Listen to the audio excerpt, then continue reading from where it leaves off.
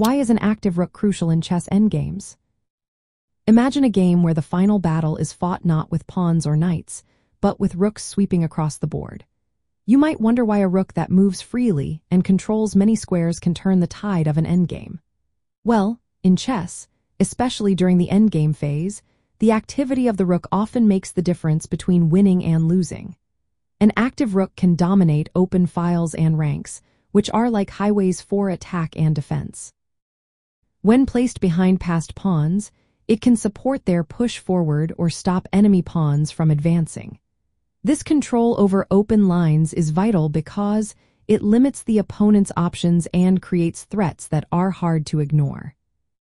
The king is also a key player in endgames, but a rook that controls critical squares can restrict the enemy king's movement. When the opposing king has fewer safe squares, it becomes easier to force a checkmate or win material. Active rooks can threaten to check the enemy king or attack weak pawns, forcing the opponent into defensive moves. These threats can cause mistakes or create tactical opportunities for you to gain material or improve your position. Mobility is another reason why an active rook is so important. A rook that can quickly switch from attacking to defending keeps your options open. It can support pawn promotion, cut off enemy king escape routes, or join forces with other pieces. When a rook is passive or confined to a back rank, it loses this flexibility, making it easier for the opponent to improve their position. Psychologically, an active rook can wear down your opponent.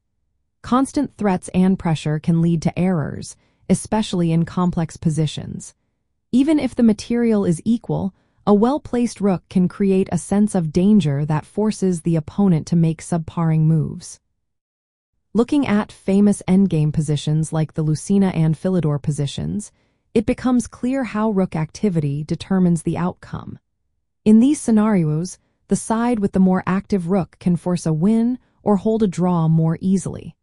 Understanding how to activate your rook and keep it active is a fundamental part of endgame strategy. In the end, a rook that moves freely and controls key lines can support pawn promotion, restrict the enemy king, and create threats that turn small advantages into victories.